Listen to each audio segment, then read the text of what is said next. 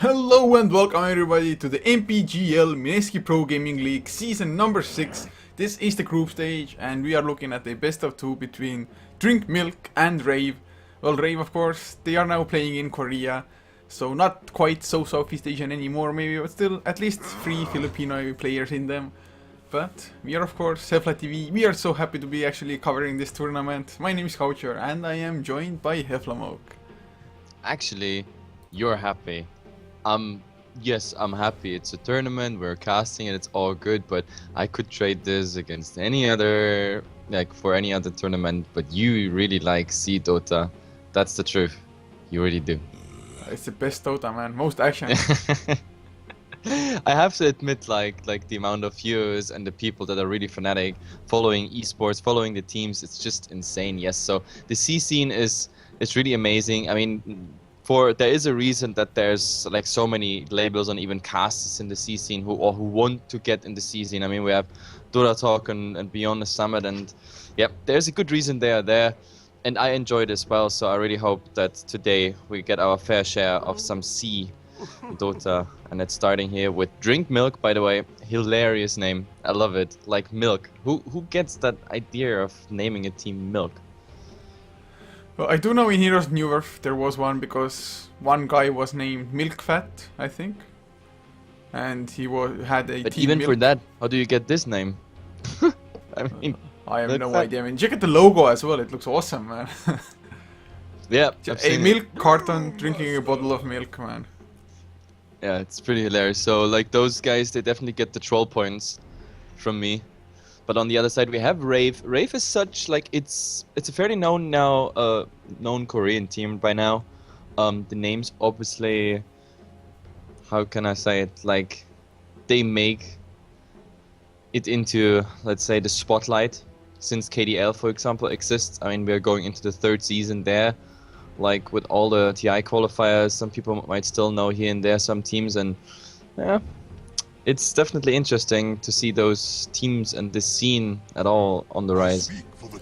Yeah, and actually coming into this draft, I can already see the differences from the Western world. We have been casting so much European and American Dota, where the bans have been just 100% similar every single game almost. Of course, Skyraf Mage, yes, it's a strong hero, usually still not banned out, but the Ember Spirit for one from Milk just getting banned out in the first place, that is something I haven't seen for a long while, and we do have a Brewmaster at our hands, and actually I think it's kind of weird that Rave just didn't pick up a Doom to counter that, but I guess their playstyles are just so different. Yeah, absolutely. I mean, they ban out the Skyraf Mage, and the funny part is, like, I would have considered the Skyraf Mage plus the Doom the perfect pickup just to see the Brewmaster. But as I said, Coucher, we have been casting so much European CIS and even American and South American Dota. Like, things are a bit different in C, and we have to get used to it because, like, even the Batrider, like, I didn't see this one coming, but it's there, and well, we have the Blink Dagger initiation up now. Yeah, it is pretty good against Nature Prophet as well, just trying to counter that split push of his by jumping him with the Blink Dagger off the bat, so... But still, I have to agree with you, what you said, just didn't see that one coming really. But I guess it is a little bit of time to broaden our just idea of what drafting looks like or what can be possible, and I'm hoping for some more crazy stuff to come. Man, I'm still hoping for the Huskar, just don't see it at all. Husker. Oh, Coucher, come on. That's wishful thinking. The Husker is just not viable. It's just not viable, that freaking hero. I mean, you saw it even in TI and everything. It's one of those heroes that, like, even got pick. But, no, it just doesn't work out. Like, in my opinion, Husker is just a dream that will stay a dream in competitive Dota, that is. Well, as long as it is a dream, it is alive. But coming into this draft now, actually, Rave banning out the Luna as well. Also a ban that is so like half a year ago almost. Maybe a little bit less, but Luna has just definitely fallen so far off from popularity. At TI4 Yeah. actually, Newbie I think used it pretty damn well. And Yeah, for their BG was pushing using it strat. as well, yeah. That's like, I mean, the Luna was really used there as like, but the funny part is the Luna was not used as we know it or used to know the Luna, like as in, yeah, we farm it, sink a core, she will get fat, etc. Claves, it's just gonna bounce everywhere. No, she was pretty much just used for her aura. like getting a Vengeful Spirit and a Luna plus then a free Death Ball hero that like I can push properly. It's really all about that, like that early advantage with certain auras, percentage, or just simply number based, and just getting it all up against then rushing for objectives and then just snowballing based on that money and experience gain when you're 5-man Dota. It's, I don't know, so it's kind of strange that the Luna changed her role there, but I still think she's a nice carry. But the problem is, compared to other carries, she's just too hard to get through. That's the problem. Like, she's vulnerable till like deep into mid game or even beyond. If you shut her down before, she's never gonna see anything that entire game. That's the pretty much the problem. Yeah, at the moment the meta game definitely doesn't favor heroes that need to be babysat. You definitely want your support to actually be free to roam around, pull freely without actually having to worry that your carry will just die or not get farm on the lane. But now, Shadow Shaman was a pick for Rave, and well, that support hero looks like it's popular anywhere at this given time. But a Lifestealer pick, well, they do of course have already 2 carriers for the Infest, both the Batrider and the Brewmaster as well. And I can't say I'm against this pick. I mean, it's so good, just Shadow Shaman can't disable you either, you can just open wounds him up and kill him before he does anything. Yeah, pretty much like Rubik and Shadow Shaman, even the Nature's Prophet, pretty much all 3 heroes. Well, the Lifestealer, especially in later when there's a bash coming into play against Nature's Prophet, and we've seen a lot of Lifestealers as of like anyway being picked up. And it's funny because like really till TI, even the group phase and everything, nobody really picked Lifestealer. And then suddenly newbies started to reintroduce the Lifestealer to Dota, and since then we see so many Lifestealers. I mean, not as many as like other like popular heroes, but it's just amazing how many people just go for it now, just based on the TI success of it. Yeah, well, people have a tendency to just maybe not copy exactly, but just follow the trends, I guess, is what I'm aiming at the moment. And looking at the last ban from Rave, they actually take out the Jakiro. Of course, Jakiro is pretty decent in counter pushing, just lay down that macro fire. Has some cool push of his own, helps out getting Roche with the liquid fire, slowing down the attack speed of him. But what do you actually make of that Nyx Assassin pick for Milk? Like, to be honest, I don't understand the pick nor the ban right now. I mean, the Jakiro ban, why would you do that? Like, it doesn't really even, I mean, it would fit, I guess, into Milk's roster as such, but I mean, if you look at it, that would be like the only source of crazy pushing, and it's not that crazy if it's really the only source, the liquid fire spam. Plus, you can easily shut him down with a Morphling later. He's even one of those targets you can easily shotgun down, and he will be in a support role. And the only strong Jakiro I really have seen that was played by Balkan Bears, where we have a mid Jakiro. That thing, that is actually a thing. It rocks. It's so crazy, this Death Ball strat. But the next Assassin, it's definitely going to be interesting. Waiting for the Nature's Prophet in the Vendetta. Rubik and Shadow Shaman also candidates that are easy to kill with Vendetta, Impale, and Mana Burn combination. And even the Morphling has to be careful. If he's getting caught out with very low strength and the burst damage is real, sure, why not? Plus he can scout, makes it easy for the Batrider, and a Brewmaster then later with a Blink Deck initiation as well. Maybe they have the burst damage together. The only target that won't care too much is of course the Viper, because Viper, I guess he's gonna be the mech carry anyway on Rave, and yeah, for obvious reason he's gonna be tanky. Yeah, I mean, I have to say Nyx Assassin, I mean, it's not bad like shit for scouting purposes. Can just maybe surprise the Nature Prophet as well. But looking at Rave's lineup now, do you think there's a possibility that they're actually going to go for aggressive tri-lane to try to shut the Lifestealer down and leave Nature's Prophet against Batrider? Or should they focus rather on just shutting down the Batrider himself? No, I don't think so. Like, there won't be too much emphasis on the Batrider, but the Lifestealer. I'm really worried about the Lifestealer because he's gonna face. I mean, look at this. Rave has 5 ranged heroes. 5 ranged heroes, and against that we have a Brewmaster melee, Lifestealer melee, Nyx Assassin melee, Batrider, a hero that has like very low range as such, even though he is a ranged hero. Now we have Ancient Apparition. Okay, so finally we have a long range hero, but his base damage, for obvious reasons, not very overwhelming. But unless we talk about Chilling Touch, of course, that's the difference. I don't know. Let's see how it goes. I definitely like the Ancient Apparition pick though, because we have the Ice Blast now against potential pushes coming out. At least the Nature's Prophet is gonna suffer under that. Plus he can do some split pushing as well. Make sure that other lanes are not pushing in. And the targets on the other side, they're relatively squishy, like when it comes to Ice Blast plus collateral damage. And depending on the Ancient Apparitions farm, let's see what we got. But first of all, before we introduce the teams, look at that courier, Dire side. I just love it. I just love it. How can you love bugs? I guess it's from World of Warcraft days. It's a little bit similar to, I think, Anki Rush bugs. Yeah, it looks a bit like the Anki drone, but either way, before we are all about cosmetics, we're gonna introduce the teams here. On Milk side, we have Chuckles in the offline, on the Batrider. In the mid, we're gonna find Mr. Axe Shadow on the Brewmaster. Then in the safe lane, first of all, the support here, Toys, playing the Ancient Apparition. His farm, his levels, like, they definitely gonna be interesting. Setsi on the Nyx Assassin. Like, it's actually triple Setsi, but I don't know how to pronounce it or if there's any way to better pronounce it.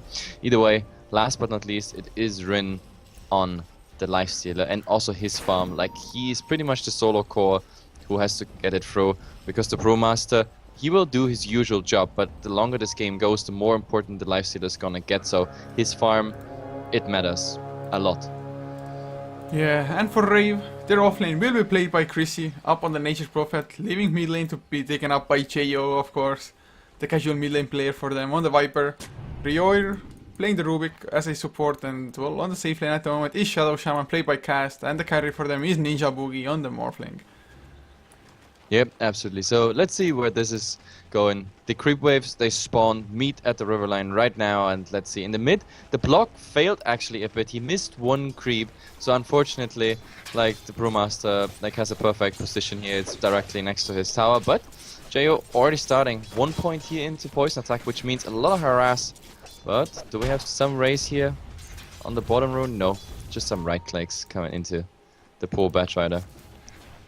Yeah, sometimes actually Vipers go for straight up Nether Toxin to just get that extra attack damage from the get-go, the base damage. And of course Poison Attack is a little bit better for the harass than just trying to box out the Brewmaster before he actually gets any points into the Drunken Brawler. Yeah. But, I mean, the Brewmaster started with his Stout Shield as well, so he knew what he was gonna be up against. Yeah, to be honest, I don't mind the poison attack, because it's like 20 additional damage on level 1, so it's like a 20 damage harass. The only mistake you must not do is like the first guaranteed missed hit on the Brewmaster. You must not use the poison attack, because Viper, like, she's getting really fast if you keep the harass all the time up. And then the second point is really Nether Toxin, and if you do it right and you don't let it get the Brewmaster too close, like it just happened right now, it should be all fine. But look at top. Creep wave. This is almost a triple creep wave. It's pushing already in. Yeah, it's actually, well, for Chrissy it's really good. He's gonna get a lot of XP unless he dies here. There's the open moons coming up, but Jo actually throws first blood in the mid lane in the meantime. And Chrissy, although he will fall, I mean, it's not the worst case scenario for Rave since they did not give away the first blood. But he will be missing a lot of XP as Toys, oh my god. He survived with like 20 HP. That he survived is really a miracle, but also the Brewmaster, a bit too ballsy in the mid, so the Viper actually getting the advantage over the Brewmaster here is big. This is a big deal. This is almost 1.5 levels over the Brewmaster, and now, of course, they got their revenge top on the Nature's Prophet, but in comparison, to be honest, like, I think that mid, like, when we look at the mid game or like the early game, this mid kill plus, of course, the bonus from the first blood, I think that was a better trade. Yeah, and for Rave, just, if comparing offlaners at the moment, Batrider is only level 1, when Chrissy on the Nature's Prophet is already level 3, since, so that double or triple creep wave getting to the tower. So, in that already, they just have a huge lead, and Nature's Prophet, man, he can do just so much more earlier on, help out the other lanes, go for early pushes on the safe lane, maybe a mid lane. Whereas, I mean, Batrider, if he's not getting anything, not getting the Blink Dagger fast enough, his effectiveness will be diminished, maybe even a little bit too much for Milk's liking. And oh, the shackles onto Chuckles come out, Rioir, he gets in range for the Rubik as well. Oh no, telekinesis is not gonna happen, Batrider Fireflies to the right side. But still, Firefly on cooldown, and he has to be careful for like 20 seconds after it ends. with that telekinesis, it would have maybe been enough because the Morphling was already on the way. He was like, oh yeah, oh my supports, oh my god, they found something. I gotta go there, waveform the Batrider. But yeah, unfortunately, telekinesis never really happened, and therefore, no. Also, the level 2 waveform is nothing that is like really a huge blow. You know, it's just 175 damage. Therefore, I don't know. Maybe they should wait till like level 5. Then like the level 3 waveforms income at level 5, 6, I don't know, that's probably better. Then they can easily burst the Batrider down. Also the level 3 on the supports would be very nice, especially with the level 2 Shock coming in.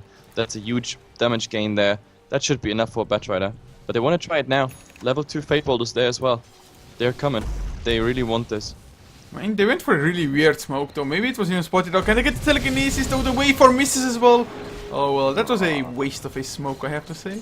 Yeah, that's 100 gold down the train there. But they get the telekinesis into shackles anyway. They might have the kill waveform coming off cooldown. They don't really even need it. What did she do, Batrider? You were safe. You just... Oh, but the top, look at it. There is a hasted Viper, but unfortunately no mana anymore for like a more harassed like Viper One Strike. Viper Strike I think would have been enough already. Yeah, Viper Strike might have been, or might have done the trick, but this haste run is completely wasted, except for the fact that he's fast back to mid. But I don't know, bottom, why the Batrider went back into this brawl, I have no idea, because he was safe, and he was lucky to be safe. Because that dust, that smoke, I mean, used extra for this purpose to get the initiation on the Batrider. Like, it was wasted 100 gold, but the Batrider was like, oh, sorry guys, you wasted just 100 gold. Here, you get my life. Like, take this gold. As a token of my fair love. play, man, fair play. So, guys, I feel so sorry for you. I'm gonna give you a free one. But mid lane, Chrissy, he wanted to TP in with the Viper Strike. They might go for Brewmaster, who is yet to hit level 6. So, if ever, then now is the timing for it. But he's gonna get level 6, maybe from this range creep. Oh, yes. top. Look at top there. We have the open wounds already. And the cold feet, they won't proc, but they might actually still have enough damage. Actually, they proc, and the lifesteal is getting the last hit. That I was talking already about it. That his farm is gonna be important, and it's the second time he is of course witnessing a kill, and of course also getting there a lot of gold from it. So yes, the try line at the moment for Milk working out. Yeah, it's going really well, and Lifestealer already has the face boost as well. When I saw the Lifestealer, or rather when I saw the Viper pick into the Lifestealer, I was like, oh god, I hope the Lifestealer is going for the race car, because he might die again. It's nighttime. Did he see the Nyx? I don't think so. Does he see the Nyx? Oh man. God. Super easy kill, open wounds is there. Will the Impale follow up as well? He's waiting for it a little bit, but now they're going for the TPs out of Chrissy. Although the cold feet proc, the telekinesis will stop set C. And man, that was a fail if I ever saw him. That was such a good fave TP. He was like, oh, let's try it. Like, maybe the Rubik decides to not cast the telekinesis. But in the end, the Nature's Prophet survives, and the tower is getting denied. Of course, that really hurts. That is a Nyx fed on top of a tower denied, and the Lifestealer having to go back the long way around by using the TP, going back to the fountain. So after that small success in the try lane, they have to eat here the sour apple after all. Yeah, I mean, definitely not what they were expecting. Actually, I mean, I thought like, oh my god, Nature's Prophet, didn't see the Nyx Assassin, easy kills on him, but really nice support rotation with the TPs, of course, as well. And mid lane Cheo is actually not that far ahead in last hits at all. Of course, he's been rotating around a little bit as well, trying to help out the top lane. But last hit wise, 34 rather, and 10 on the Viper compared to X Shadowware's 31 and 4. So Brewmaster doing well. And you see why? Because he's spending so much time just harassing the crap out of that poor Brewmaster. But the Brewmaster, like, when the Viper was absent in mid, then yep, he really tried.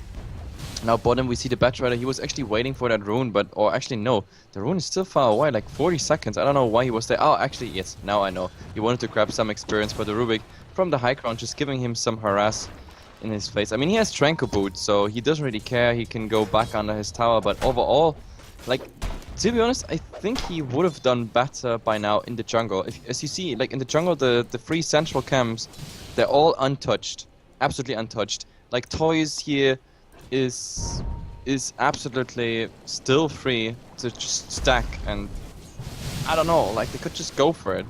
And now someone just wrote me on Skype that I have no sound on Dota TV. Yes, that's true. I disabled it yesterday, but now now we should have it, but on stream. That is all that matters. Yeah, I completely forgot to check that out as well. Usually I notice whether it pops out or not, but man, at least it's coming now, so not too late. And like you said, stream is the most important thing, but just to please everyone. And actually, whoever wrote it to you, kudos to him as well for letting us know. And looking at his top lane now, Chrissy, he's up to level 7 already compared to his counterpart who is level 5.5 on the Batrider. And Chrissy, he's heading for the Hand of Midas, so unless it's a Maelstrom, but I don't believe it's gonna be. So going back for the old school style of Nature's Prophet. Yep, absolutely. And I don't know, top.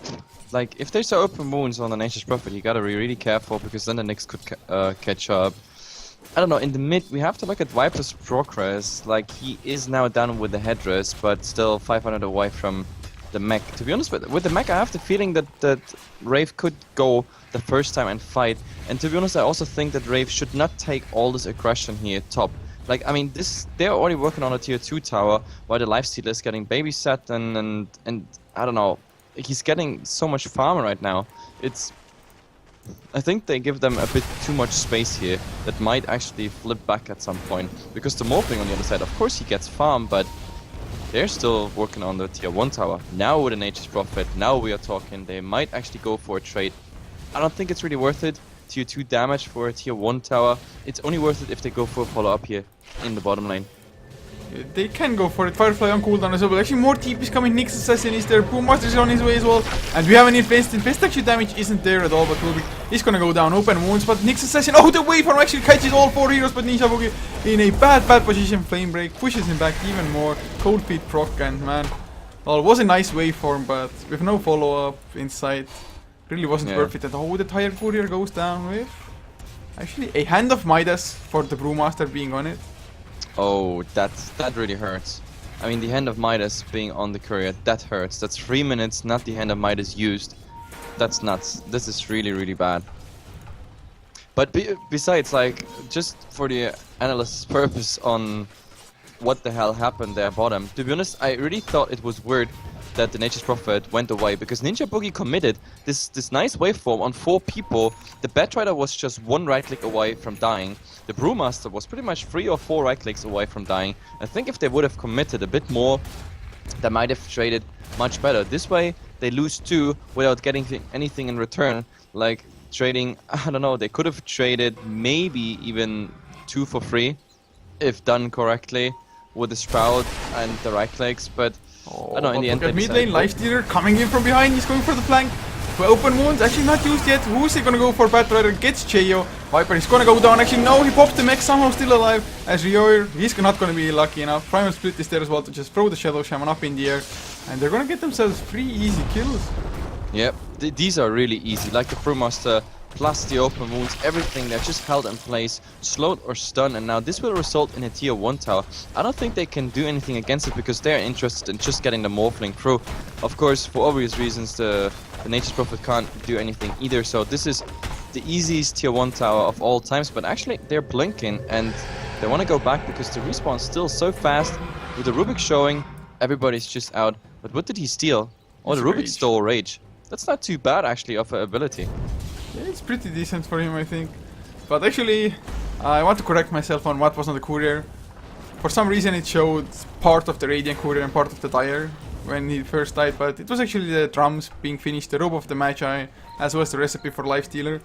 So not as huge of a loss there, but still, I mean, the courier dying in itself gives as much gold as a tower pretty much to Rave. So, I mean, looking at the early graphs, Rave, although the last fights haven't been going too well for them, they're still 4,000 gold ahead almost. XP wise though, only 500. Top.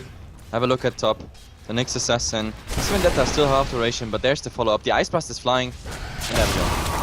Oh, actually Cheo, he can't pop his mech now as well. A beautiful impale onto 2 heroes. Catching the Rubik as well. Cheo will go down.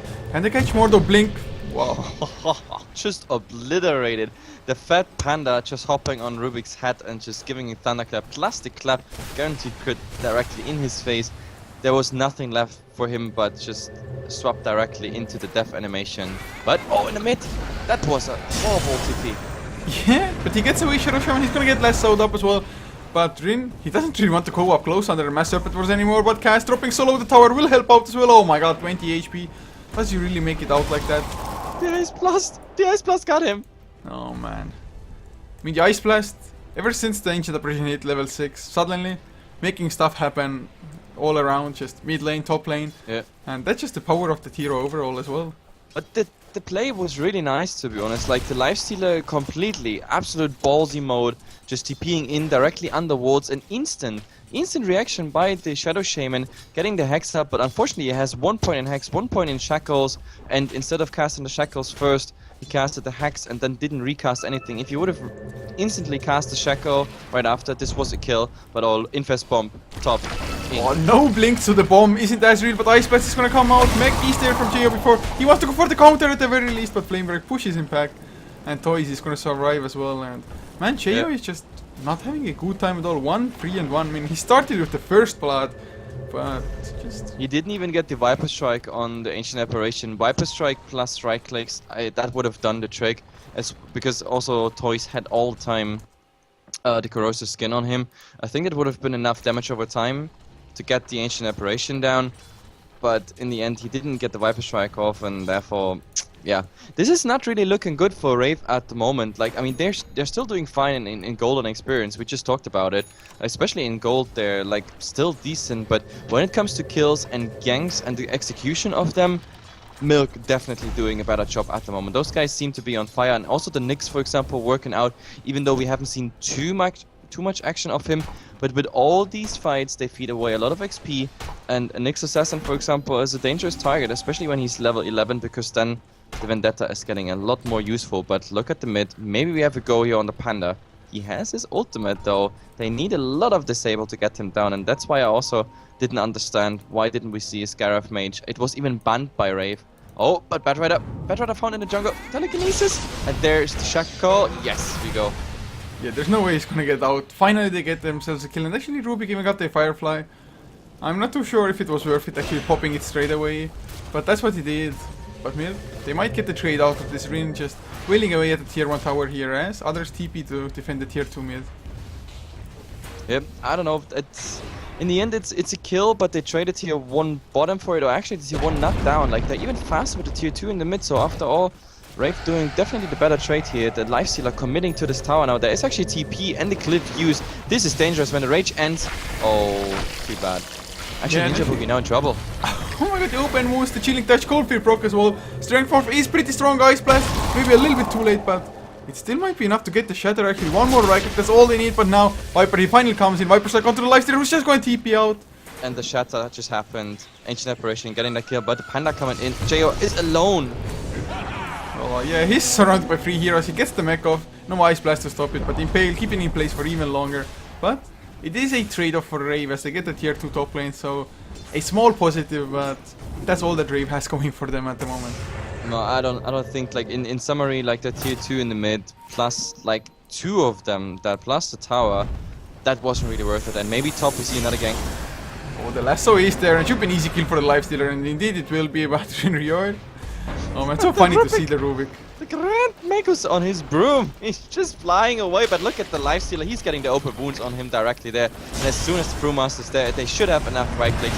This final won't be impressive. Oh, no, I'm talking even too early. The Batrider is actually going down on this one.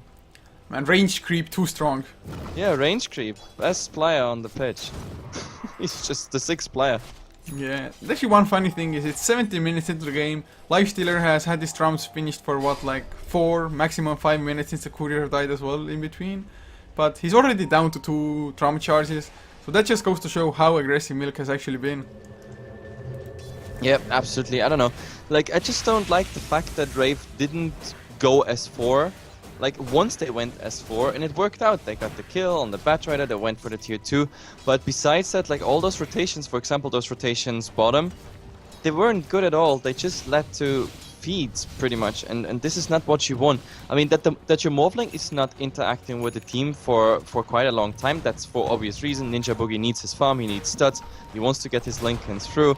It's actually done right now, and this is all understandable. Like, as soon as the Morphling's in level 11, we're gonna see him working with the replicates as we see it right now. By the way, also the Viper replicate is a really nice one, because you have like an additional source of the corrosive skin, but I don't know. Now we see some initiative, maybe even a bait. The Morphling is just showing, pushing the tier 2 tower, and then as a counter initiation, we might see them turning it all around. Problem is, Chrissy split push, not really effective. And let's see, the Brewmaster, does he have ultimate? Yes. This ultimate is bad news for Rave, because at the moment they can't really handle it. The two supports are just getting shut down and focused down. But the TP is coming from lifesteal. Can he get the rage? Yes, he can. Actually, not full on HP, but going for cast first. Zero Shaman gonna go down. At least he got his ultimate off. But now Brewmaster, Thunderclap onto 2 Ninja Boogie. Takes a lot of damage as does the Rubik, who also has the Ice Blast on him. Is he gonna get chased down? X-Shadower doesn't really want to use the Primal Split for that one support kill as JO goes down to Chuckles' Batrider. And now Rior trying to heal up, but another Blink Thunderclap finishes the kill. So Yep. it was a 3-for-1 trade, and well, the tier 2 at least falls extremely low. There is, yeah, they get damage on a tier 2, and we have Chrissy here split pushing on the top tier 2 that is about 50% already down. There is a siege engine and some little mushrooms still smacking away that tower, but overall, when it comes to experience and everything, I definitely like this one. Like, also nice play by X-Shadower here. Like, he didn't use his ultimate because he was like, oh well, I just got telekinesed and no one else with disable is somewhere knows. Why should I use my ultimate if I can just chase down that Rubik? Morphling just, you know, just be water, my friend, and he just went away instantly as soon as he saw that this fight is going nowhere. And I also like what Milk is doing, like how they spread out, as in, like, you know, everybody having different assignments, because the Batrider and the Nyx and the Lifestealer, they focused on the Viper with the lasso directly under the tower, while the Brewmaster is going for them supports and the Lifestealer before even he knocked out one of the supports. So it's pretty nice what they do at the moment. Then again, Milk has to be careful, because at the moment Rave, regardless of how much they feed into Milk's way, they're getting objectives done. Sooner or later we have split push, some red power, as well as the Master Open Worlds doing quite significant damage, and they are already down to the tier 2, and those tier 2s, well, not high HP. And this is a problem, because the next time we're gonna see them at high ground, and yeah, by that time, at some point, Milk has to start pushing. There's no other way around. Not to mention even Roshan. Yeah, and actually, I mean, speaking of split push, Christy is just gonna have so much more of it with the Necro level 3 finished. And actually, Shadow Shaman also has the Blink Dagger, so they can go split push together rather well, as the mid, or rather bottom tier 2 does get denied. So actually, I think it's that second denied tower here. But Chuckles, oh man, he's hungry for blood. He's going aggressive with the Firefly, but finally does back off. And actually, one thing is that Milk, they don't have the best Roshan lineup. They don't have Mass Serpent Burst to speed up the Rosh or any minus armor coming out. Yeah, no, they have to just, I mean, actually it's quite decent what they got. Like, I mean, the Brewmaster can tank for quite a while, and if there's D-magic on Roshan by, for example, the Ancient Apparition plus the Chilling Touch, then they have open wounds on Roshan that heals up the team. Like, it should be enough for Roshan, but then again, every time they do something, every time they push, they're gonna face split push here by the Nature's Prophet, and every time they do Roshan, they, I don't know, like, it's very risky. To be honest, I still think that Rave is in a good shape, regardless of what experience or gold might say. I mean, in gold, Rave is still, anyway, looking good. Still 3k advantage when it comes to that. In experience, of course, Milk is ahead, because they just fight much better at the moment, but to be honest, give this game another 10 minutes and you will see that Rave will chip down even more of them objectives, and also keep Milk away from doing Roshan, and that's gonna be a problem. Yeah, it doesn't really matter how many kills you get, unless you can get the objectives on top of that. And Rave, they're like, yeah, we don't need kills, towers is good for us, we get some gold, get this Morphling to be uber fat and completely take over the game by himself already, since Milk, they really don't have any hard carry to counter Morphling at all. It's like, if this gets to a late game, Morphling should just hands down be able to wreck Milk. Yeah, pretty much. I mean, the Morphling is still finding farm. He's really a coward. Like, he's like the only time we see in a ballsy play on him, that was when he did that nice form and waveform, which ended in his death and no one down. But still, like, there you saw the potential of what's happening. And I don't know. Like, I mean, they're still doing fine. Top is getting pushed. Like, to be honest, this Furion, like this presence only in the top lane, it feels kind of like he watched too many Broodmother games. Because right now, it's all he needs is some spider webs, and I would mistaken him for a Broodmother. He's just staying top, now sending his Necro units again in there, and yeah, there's not much he can do. Like, if they go mid, or if they commit to anything, may it be Roshan or mid, they're gonna lose top, sooner or later. Yeah, it's just so annoying to play up against that hero period, and Rave, if I'm not mistaken, they actually first look at the picked tower. the Nature's Prophet. They even get the tower, yeah? Top, just with Necro units. Easy peasy, red Dota. It's real. Yeah, and they did first pick the Nature's Prophet, right? So good to see that they actually have experience with the hero as well and playing it as they should, really. Just keeping the pressure constantly on other lanes, and Ninja Boogie just at the last second before the last right click came in on the replicate from the Lifestealer. He just came to it, and Lifestealer's like, wow, there's a Morphling in front of me. Yep, but I don't know. They're still looking for it, and to be honest, what I miss at the moment is a bit the Batrider action. Like, we need to see more of that Batrider. I mean, so far in all those fights where they had something really happening and all those. Oh, actually in the mid, they go for that Morphling. Yeah, nice Linken's pop as well. Strength Morph activated, but will it be enough? He gets out of the Ice Blast. If only that had landed. Yeah, I think they should have waited for the Ice Blast, or the Ice Blast come earlier, faster, whatsoever. It doesn't really matter. But the Ice Blast was needed. With the Ice Blast, I think we might have looked at the kill, because at that point he was about 300 or something. I mean 350 HP or something, plus the Ice Blast, plus maybe some damage, maybe chasing him a bit.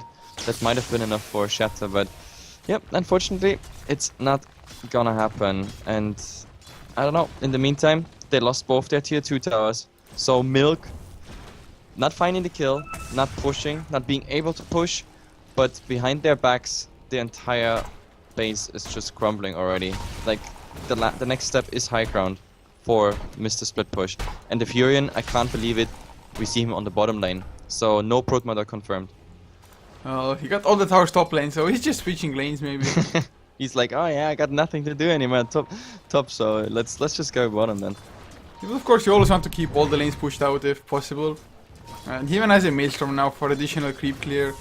But Milk, have they had enough? They've smoked up.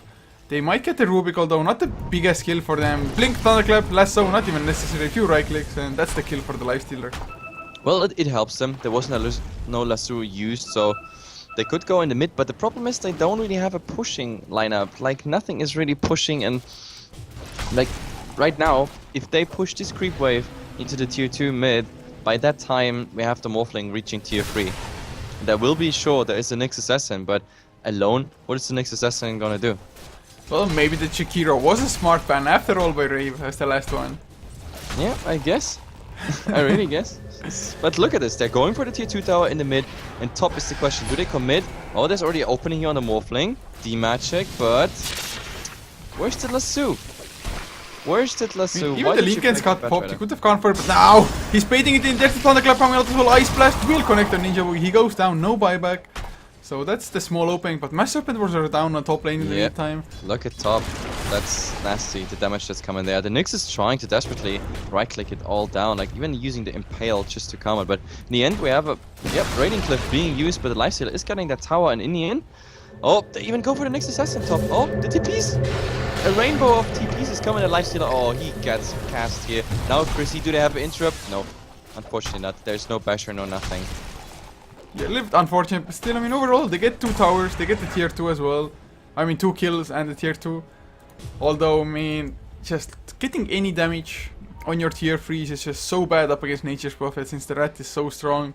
And the next time Rave decides to do this... This trade was better. Like, I mean, it was definitely a better trade. It was half a tier 3 for 2 kills and a tier 2. Like, I mean, when you look at golden XP, that was definitely worth it. But yeah, as you said, like, as long as there's a rat on the field, you always have to be careful, because he can chip the tower away easily. And now that the cliffs are down, I don't know. Like, I really think that Milk should, how can I say this? That really they should go in the side lanes, push them out, and then converge on either lane. It doesn't really matter, one of the 3, and then go for a push. Like, that should buy, I don't know, Rave or Milk in that case enough time so that the Nature's Prophet has, I don't know, too much pushing to do to be actually a threat to the tier 3 towers. But let's see, it's kind of hard, because you got a Morphling with a Replicate up who's spread pushing. You got on the other side we have Chrissy here on the Nature's Prophet, who's actually doing quite a decent job. I mean, he's playing very passive, but we might be looking at the dead Morphling, though. He just wave forms as well. Will the Ice Blast connect? If it does, yes, they're gonna go for it. Linken Spear gets popped. Impale actually a little bit too late. Oh man, if the Impale landed, 100%. That Impale made the difference of, yeah.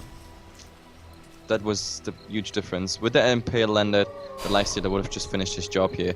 But look at the lifestealer's farm. He's getting fat. Armlet, Sangayasha, of course the face boots and the drums, basic items, but I don't know. What do you think? Abyssal Plate? So Basher into Abyssal Plate? I would really like to see it. But it helps you against the Morphling. It helps you against anyone else too. And oh, the Panda, invisible, finds the Rubik here in the jungle. Question is, does he go for the it? Ice Blast, but it's gonna be a Oh, little he's bit waiting off for the Ice target. Blast. Doesn't matter, Patriot comes in to help, Flame Breaker there as well, Telekinesis, well, too little too late. But Abyssal Blade would be good, and Cheo, oh, drops low, no mana for him as well, Rin, he's just gonna TP out. Yep, he's like Viper, you can't do anything, you don't have a stun, so he's just TPing out. There was even Nature's Prophet faking the TP in, so yep, that was the right decision there, not committing to this. But still, the Lifestealer, he's gonna be some nasty, hard-hitting little undead very soon. Yeah, very has Basher soon. finished on him now, and coming back to the point, I would also love to see Abyssal Blade. Not only does it give him 100 extra damage overall, just getting the lockdown to go for that Morphling once you have the Linken's pop. It's just so crucial, really, killing anybody to be honest, and the bash is always nice, Now, stopping TP. Roshan. Yep, it is Roshan time. Like, I mean, now they have, I don't know, the positioning on the map is just perfect at the moment. Like, I don't know how Milk knows it, but like with 3 in the mid, 2 top, the waves pushed far enough out, they can go for Roshan. And now we have even a Vladimir's on the Panda, so we have the open wounds as well as Vladimir's. Nobody's gonna lose any crazy HP here. We already see 2 of them rotating back in the base. No, actually, it's just the next assassin getting ready to defend top. But this is a guaranteed Roshan. No contest coming. And by the time those creeps reach the base, they can easily defend. Yeah, 30-minute Roche finally going down for the first time. And actually, that's an Aghanim Sweater pickup for toys on the Ancient Apparition. Which, if he can land this Ice Blast, is gonna be a huge upgrade. So, yep, and to be honest, I forward. think Milk got now a XP lead that is quite interesting. 14k, but this is the first time I've seen a team with 14k XP lead and being still behind in gold. This is just nuts. Just show the viewers these graphs, it's just loads. 14k experience, 2.5k gold. This is just nuts, it's a wrong world. Yeah, it certainly is. I mean, last hit-wise, you can see Rave, 3 of their cores are doing rather well. Viper, of course, a little bit behind, but both the Morphling and Nature's Prophet overtaking the Lifestealer. And actually, Lifestealer, he's 9, 0, and 7. Ancient Apparition 4, 0, and 11, man. It just goes to show the kill score is 7 and 22 after all. Yeah, it's just 2 different strategies meeting each other, but now, maybe with the Batrider, does he find a Morphling? That might actually be interesting. The Linken's is down, but with the Blink Dagger coming now... He Hex on the Brewmaster cast, he's not gonna stay around, but there's the last one, the Ninja Boogie. Ice Blast connects as well. This is what I've been looking for, the Impale is there. This is gonna be another kill for Milk. Can they get more though? Cheo, he has a TP, but probably not gonna make it out. Rin, he's angry, he wants to use his Basher, and yeah, Cheo will. Sad life. Yep, you are surrounded. Drop your weapon. Well, it's... This is really a poor Viper. She was like, oh, hi, set, hide in the trees, I'm safe there. No, you're actually not. There's an entire Milk horde just chasing you, but I don't know. To be honest, I think Rave did till minute 20, 25-ish a good job, as in avoiding the fights, going for objectives, like with the split push and everything they got. But they forgot on the way that if they feed too much kills away, that Lifestealer is getting too fat, the entire team is just getting too fat, and being like more than 14, 15, 16k behind in experience, now they actually have trouble pushing out the lanes. I mean, look at this, we got the little mushrooms plus the Necro Freeze pushing bottom. There will someone, of course, be forced back, but at the moment, with all this advantage they have, just one hero will be enough. The next assassin might actually be enough. Oh, the Batrider is coming there as well. They were looking for someone, and oh, the Nyx. Yeah, where's the Wrath of Nature? Where's the Thunder God's Wrath? First, yeah, we need Bloodseeker for vision and then please Nature's Wrath. But actually, Chrissy, he went for a BKB a couple minutes ago, and do you think it was the smart item choice? Because at the moment, I really don't see Rave actually fighting at all. So is the BKB purely to just get the TP out when you're split pushing? Yeah, but I don't understand it, because like, if someone is ganking him, it will... Okay, actually, no, I'm wrong. Like, the BKB is actually still interesting for the reason that maybe the Nyx Assassin is the one who tries to stop the Nature's Prophet. The problem is, there's 2 heroes now on the map that can actually stop the Nature's Prophet still from TPing, even with the BKB up. I mean, you still have a Basher on the Lifestealer, and you still have a Lasso. And as long as those 2 things exist, then you can't really do anything. So, I don't know, Chrissy, nice ratting, but he can't show. If he shows, he's dead, and Nyx Assassin, we just talked about it, and we might see the best example for it. Yeah, Look and Chrissy might not even be able to pop his BKB to begin with. Oh, what a timing! Oh, what now? Lasso comes in. They have the infest as well. It comes out. Ice Blast connects, and man, this was pure bait by Zetzi. Yeah, he was like, yeah. Like, send your Necros on me, easy peasy. But now they have to hurry up because there's already like a 4-man push going on top.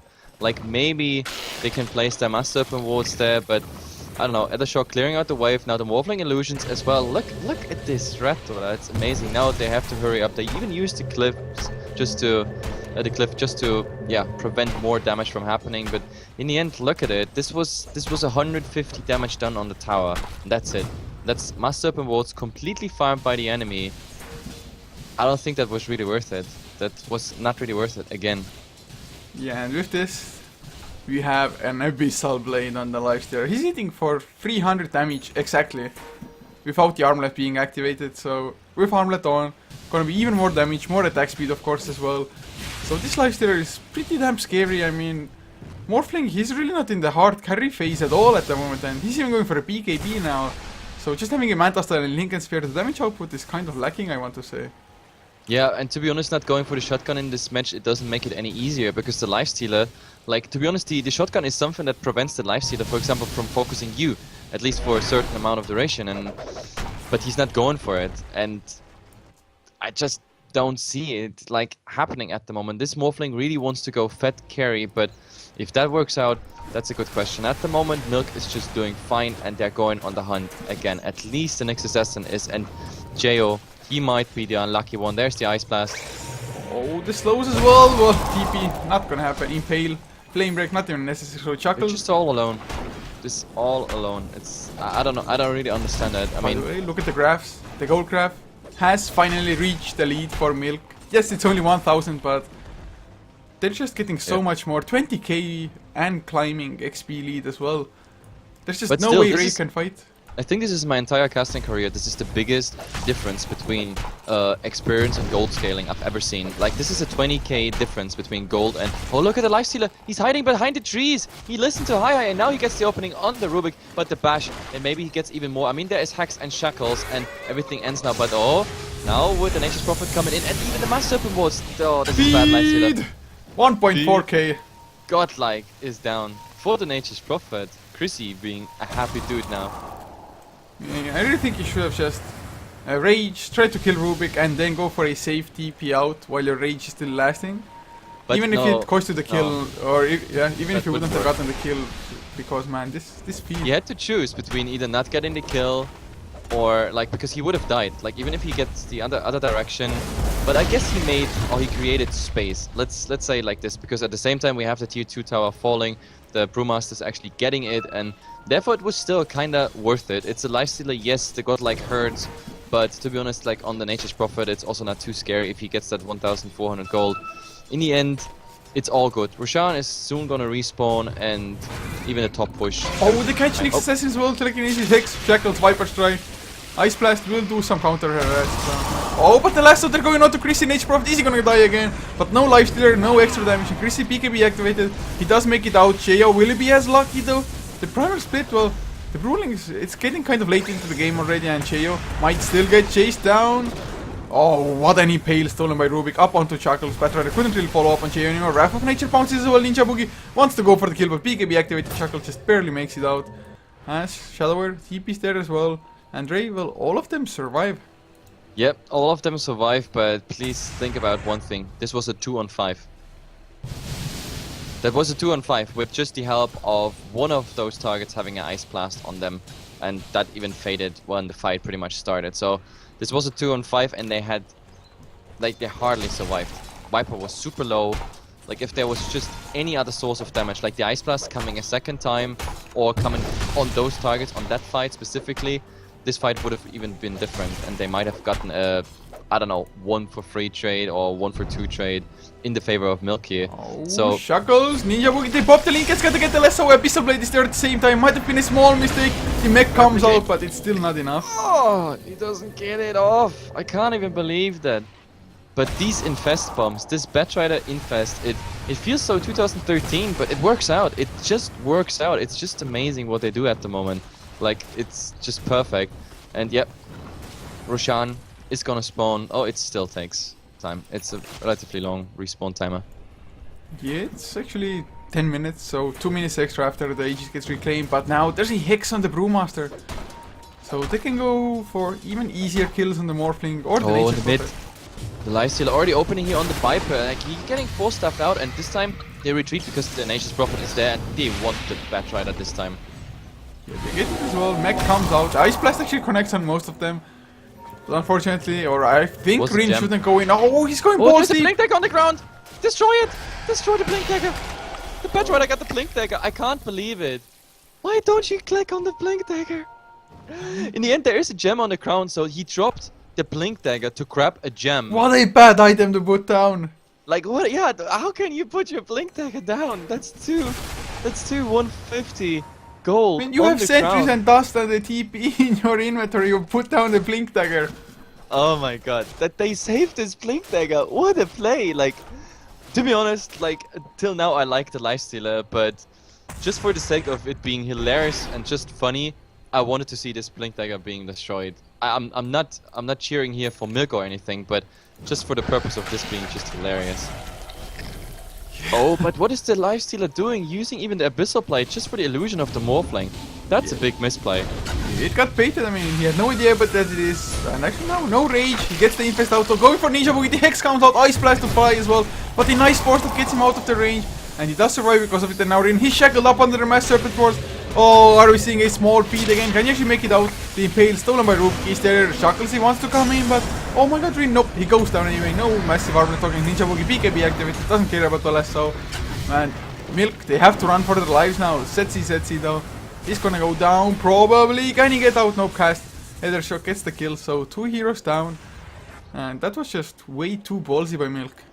To be honest, like, it's hard to not sound weird right now, but I think the Lifestealer might have given away the game right now.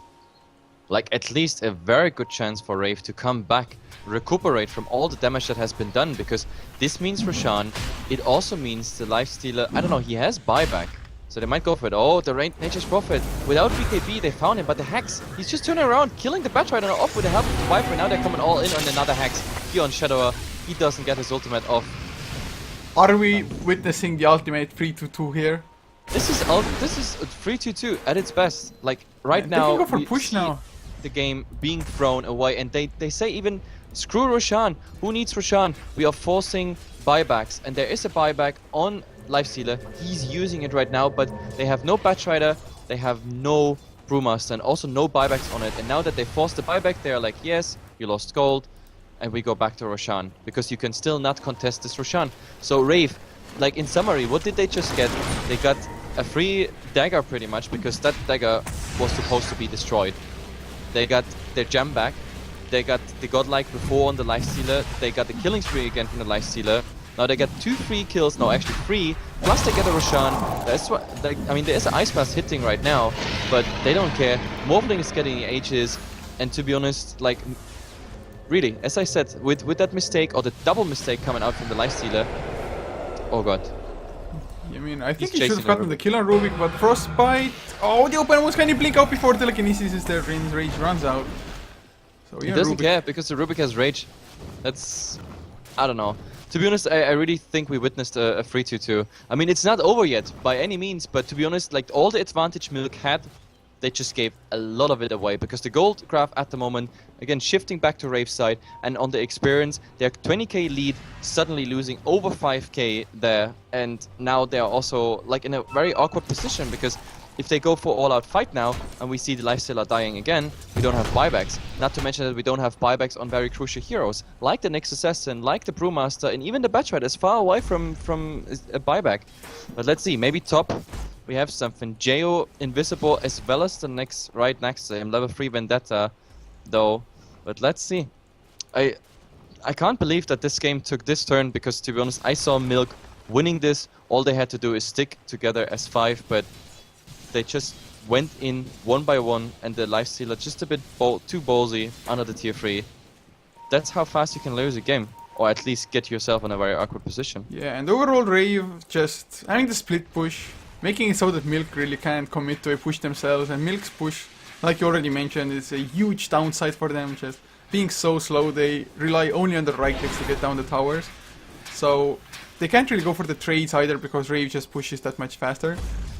And I mean, like I said, lifestealer going a little bit too deep, giving away a little bit too much. And actually, I mean, you said Next Prophet with the 1.4k, not the best hero. Yes, a good hero to get that killing spree on, or the kill on the killing spree, that is. But that 1.4k actually made him have that Hex, which they got the kill on the Brewmaster, or actually never mind, the Batrider on near the Roche Pit.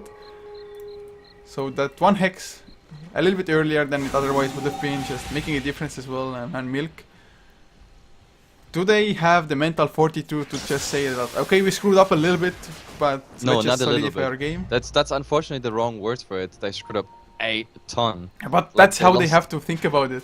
Yeah, that's. I guess, yeah, the mindset has to be there. But the problem is, all the time Rave was like, yeah guys, we sit back, we get our Morphling fed, and everything just works out. The problem is that Milk had the right strategy to counter it. They just got kills after kills after kills. But then riding on this wave of just getting pickoffs and fun game, pretty much, like, they completely lost focus that, like, if Rave is in a good position with 5 versus, like, any lower number against 3, or in that case of the lifestealer even against 1, they can still make them plays, and then they just threw away so much within a short amount of time that now Milk is suddenly in the passive spot.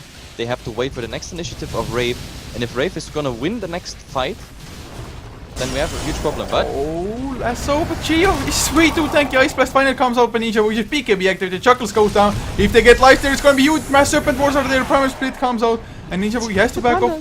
But he has the Aegis, he could just stay and man fight maybe. But Lifestealer, he's just too big, too scary at the moment. And Ninja Boogie slowed down. He loses the Aegis. He might even lose his life the second time around.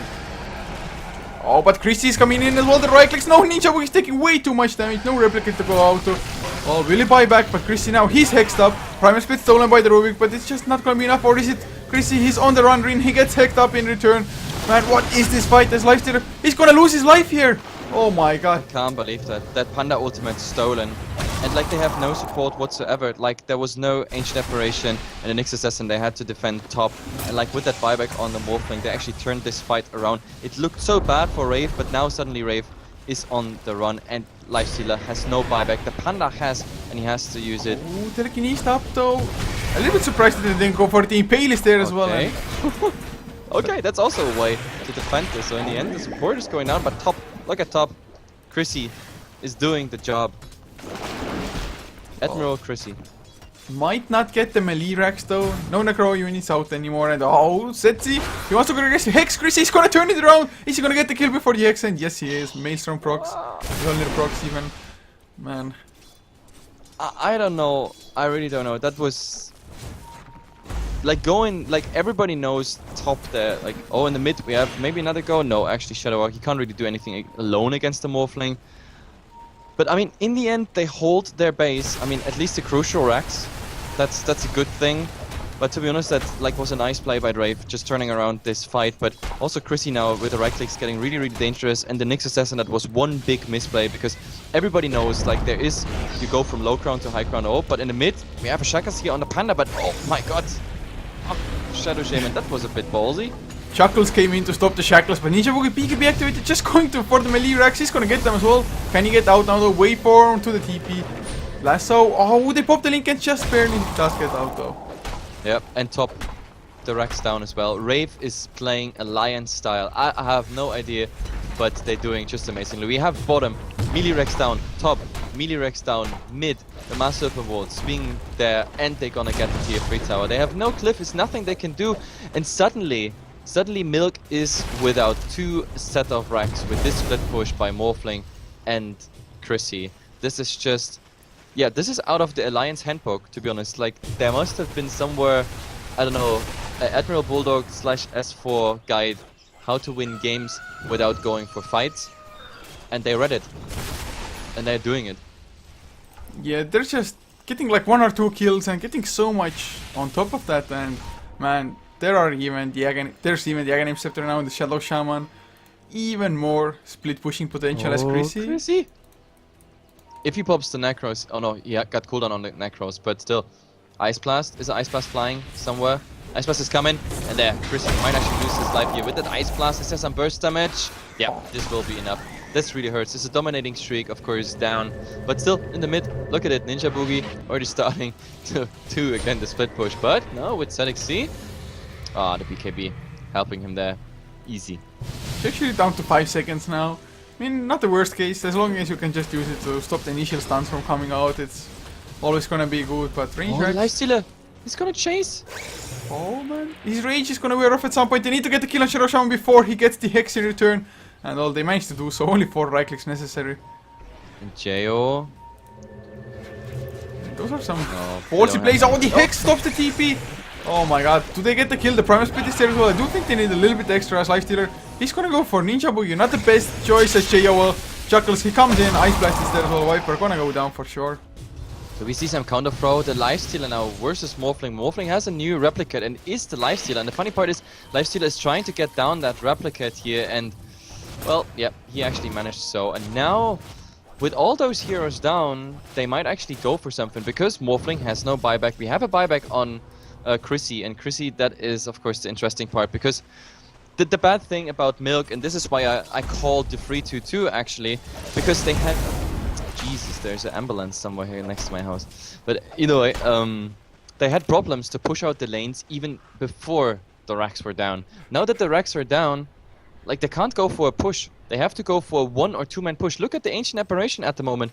Like, he has to fear that the Furin is coming in and just kills him right away. And just look at the graphs.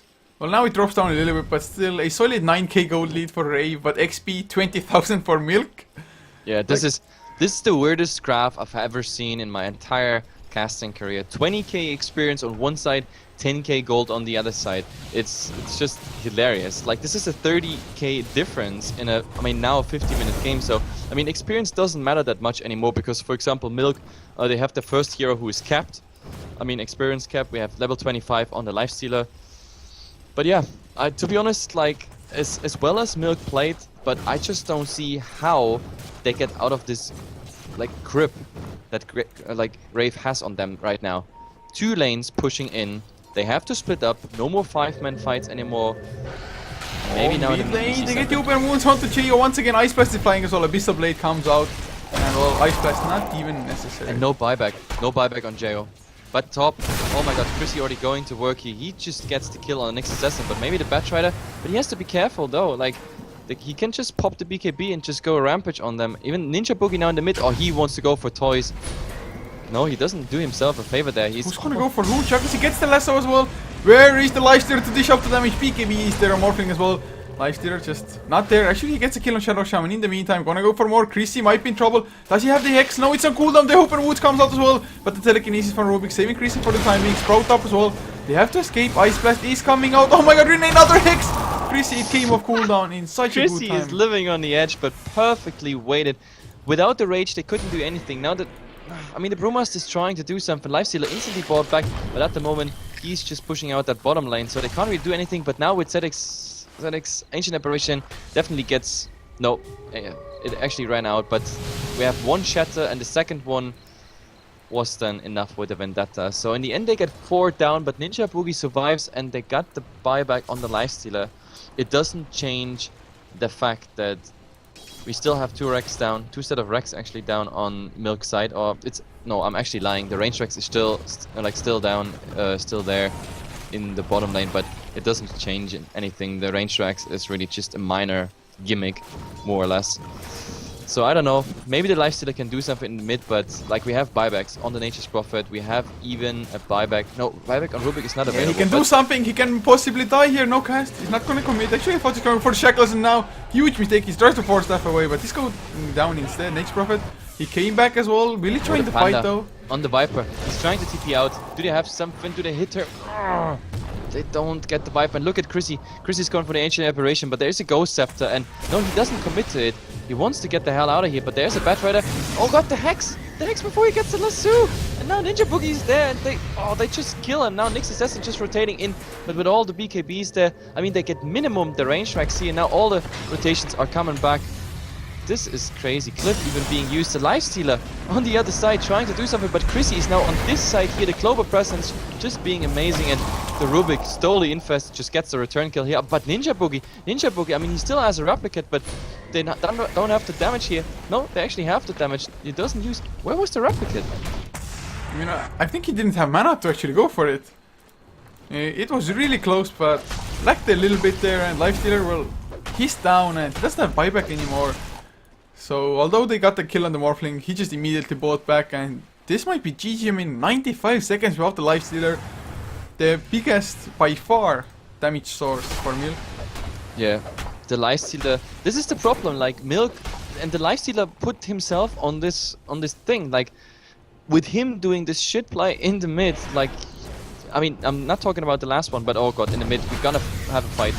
What is a BKB and Ninja Boogie? Hex onto Shadowware as well. Telekinesis stuff. He does have buyback, does use it immediately. Prime Split still on cooldown for another 7 seconds. Chuckles, can you get a huge lasso on somebody? 4 steps in, gets Ninja Boogie, but where's the damage gonna come from? Oh my god, I don't think they're gonna have it. They do kill off the Shadow Sham at the very least, but Ninja Boogie gets out for the time being. He is dropping low though. Ice Blast affected him quite a lot. Rioir now. Rubik might be in trouble though. Yeah, Chuckles should get the kill, but actually doesn't have any vision anymore. Firefly and the Telekinesis up as well. Rioir, he might get the blink out. Ghost Scepter blink.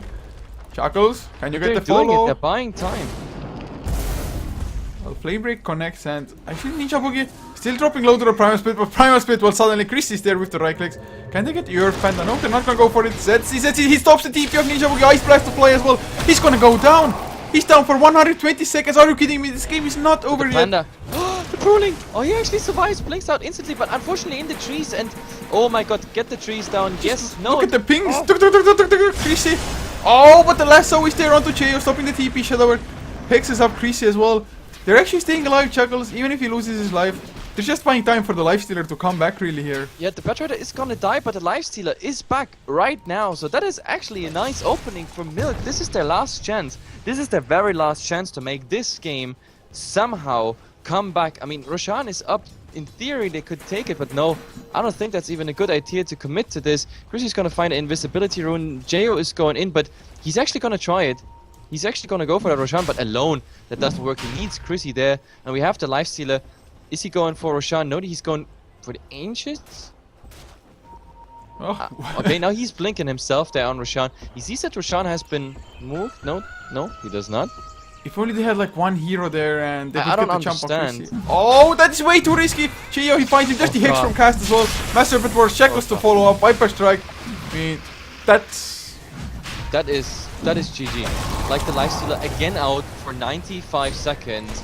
I don't think the Brewmaster alone can do anything against it. Like, the Morphling is gonna be back, and by the time the Morphling is back with BUTs, there's still 50 seconds on the Lifestealer. They're gonna get Aegis on top. I think the Lifestealer finally threw away the game completely.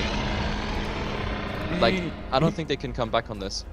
I actually think him doing a solo Roshan would have taken so long. There's no Desolator, there's no AC to help you out in getting Roshan. Roshan, of course, levels up as time goes on as well, so pretty beefy by now. So Lifestealer, I think that was like the worst decision in this game to go for the throws like that.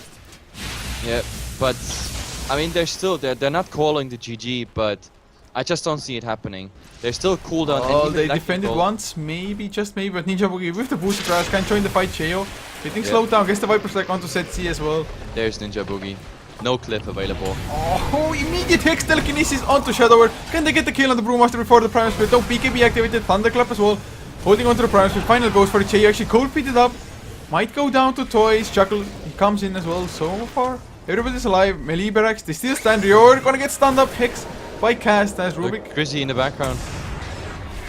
Yeah, if they just get the melee racks, but Chrissy dropping down to half HP, newly acquired PKB activated 10 seconds, but the physical damage it might be enough. Shadow, where are they gonna get the kill on Nature's Prophet? Or does he have a buyback? Oh no, it's down for 1 minute, but he's still alive. The shackles from Cast keeping him up. And Chrissy, 60 HP, but that is all you need to survive, and this is gonna be mega creeps. Yeah, now the GG. They did still an awesome job on defending this, but yeah, sorry. But to be honest, this game, the lifestealer and the mistakes he made, it's really unfortunate. Milk had an awesome game, an awesome run here on this, but like it started, to be honest, it was a bad omen. The game turned in the second the Blink Dagger was on the ground and he did not destroy it. That was the moment, exactly there, because there he got a nice fight. From there on he was so confident that like Rave is panicking and whatnot. He stood in mid, died there the first time, they lost 2 set of racks, and then he died again alone in the Rosh pit, just blinking in there. It was just not worth it what he did there. Either way guys, what an amazing game. 58 minutes, just pure thrill. I just loved it. And if you love what we do here, then give us a follow on HeflaTV 1 and 2, as well as HeflaMog, our English channels here on HeflaTV. I hope you enjoyed. My name is HeflaMog, and with me is Casting Culture. Game number 2 will come up in just some seconds. And if you always want to know what's going on here on HeflaTV, on Twitter and Facebook, you can always check it out. The bots of this amazing game, they're going to be on YouTube. You can share it with your friends, and it's definitely worth to watch. So see you in game number 2 in just some seconds.